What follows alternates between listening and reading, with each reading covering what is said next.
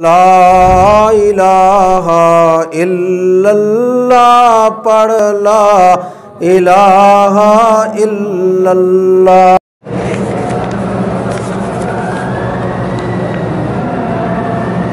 میں مکہ مکرمہ میں کام کرتا ہوں۔ میں نے عائشہ مسجد سے عمرہ کیا۔ میرا حج کا ارادہ ہے لیکن عمرہ میں نے میقات سے نہیں کیا۔ بہرحال آپ پر ویسے عمرہ کرنے کی وجہ سے دم پڑ گئی۔ یہ تمتع نہیں ہے آپ کا، آپ نے عمرہ نہیں کرنا تھا اشہر حج میں۔ اشہر حج میں آپ نے مکی ہو کے عمرہ کر لیا تو امام صاحب کے نزدیک دم جبر ہے، یعنی جرمانے کی بکری ہے۔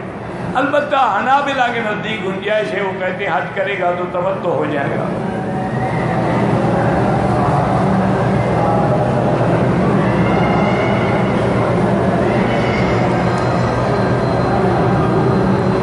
کہتے ہیں جی کہ ایک آدمی نے کام دلوایا ہے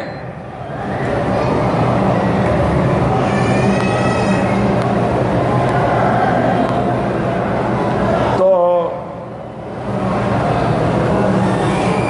اچھا کام دلوایا، اس کو فی میٹر پیسے دیتا ہوں، بالکل حرام ہے۔ کام دلوانے کا یعنی کیا وہ رشوت لے رہا ہے، کیا لے رہا ہے؟ آخر کمیشن لے رہا ہے، اس کے باپ کا کام ہے، اس نے بھی تو کسی سے کام لیا ہے نا۔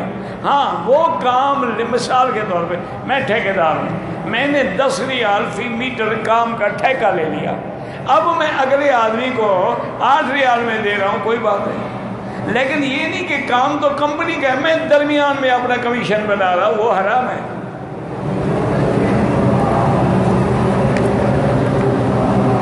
عمرے میں طواف کے وقت دائیں کندھا نظر آنا چاہیے، نظر آنا کندھا نکالنا بھی، یہ تھوڑا ہے کہ ہر وقت اس پہ نظر رکھو، نظر نیچے رکھ کے طواف کرو۔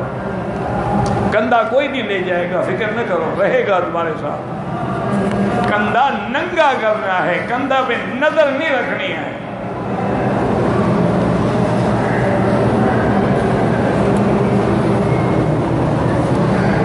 کہتے جی ہمیں بطور ایک مسلمان خلائی مخلوق پہ، مجھے کیا پتا خلائی مخلوق کیا ہوتی ہے، جب پتہ ہی نہیں تو ایمان کیوں رکھیں؟ ہمیں ایمان اللہ پہ ہو، اللہ کے رسولوں پہ ہو، کتابوں پہ ہو، فرشتوں پہ ہو، اور کون سی خلائی مخلوق ہے جس پہ ہم ایمان رکھیں؟ واللہ اعلم۔ ربنا تقبل منا انک انت السمیع العلیم وتب علینا انک انت التواب الرحیم۔